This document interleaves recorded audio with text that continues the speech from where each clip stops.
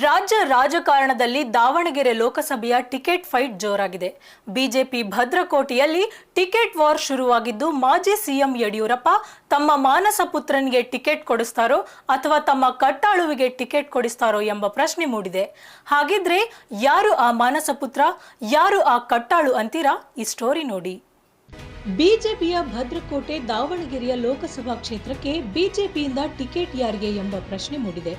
ಒಂದು ಕಡೆ ಬಿಎಸ್ ಯಡಿಯೂರಪ್ಪ ಅವರ ಮಾನಸ ಪುತ್ರ ರೇಣುಕಾಚಾರ್ಯ ನಾನು ಆಕಾಂಕ್ಷಿ ಎಂದು ಹೇಳುತ್ತಿದ್ದರೆ, ಮತ್ತೊಂದೆಡೆ ಇದು ನನ್ನ ಕೊನೆಯ ಚುನಾವಣೆ ಎಂದು ಹೇಳಿದ್ದ ಜಿಎಂ ಸಿದ್ದೇಶ್ವರ್ ನಾನು ಕೂಡ ಆಕಾಂಕ್ಷಿ ಎಂದು ಹೇಳಿಕೊಂಡಿದ್ದಾರೆ.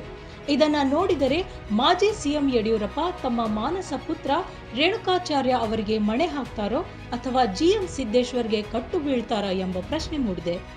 ಫೆಬ್ರವರಿ 9ರಂದು ದಾವಣಗೆರೆ ನಗರದ ಶಾಮನೂರು ಶಿವಶಂಕರಪ್ಪ ಸಮುದಾಯ ಭವನದಲ್ಲಿ ನಡೆದ ಬಿಜೆಪಿ ಪದಗ್ರಹಣದಲ್ಲಿ ಪಾಲ್ಗೊಂಡಿದ್ದ ಮಾಜಿ ಸಿಎಂ ಯಡಿಯೂರಪ್ಪ ಜಿಎಂ ಸಿದ್ದೇಶ್ವರ್ ಅವರ ಕೈ ಬಲಪಡಿಸಿ ಎಂದು ಹೇಳಿದ್ದರು. ಇದರ ಹಿಂದಿರುವ ಮರ್ಮ ಏನು, ಮತ್ತೆ ಜಿಎಂ ಸಿದ್ದೇಶ್ವರ್ಗೆ ಟಿಕೆಟ್ ಫಿಕ್ಸಾ ಎಂಬ ಅನುಮಾನ ಮೂಡುವಂತೆ ಮಾಡಿದೆ.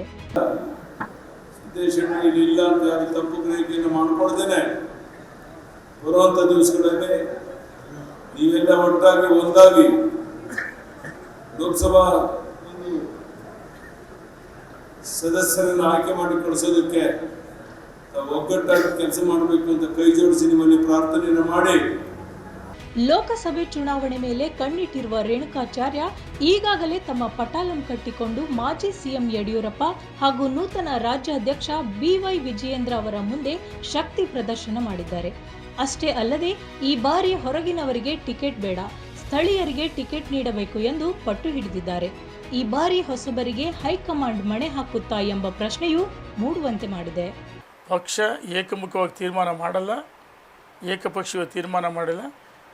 ಸರ್ವೆ ಮಾಡಿಸಿ, ನರೇಂದ್ರ ಮೋದಿ ಅಮಿತ್ ಶಾ ಕೈಲಿ ಸರ್ವೆ ರಿಪೋರ್ಟ್ ಇದೆ, ಮತ್ತೊಮ್ಮೆ ಸರ್ವೆ ಮಾಡಿಸ್ತಾರೆ. ಅದಾದ ಮೇಲೆ ಅವಕಾಶ ಕೊಡ್ತೀವಿ ಅಂತ ಹೇಳಿದ್ರೆ ನೋಡೋಣ. ಪಕ್ಷ ಅವಕಾಶ ಕೊಟ್ಟರೆ ನಾನು ಎಲ್ಲದಕ್ಕೂ ಸಿದ್ಧವಾಗಿದ್ದೀನಿ.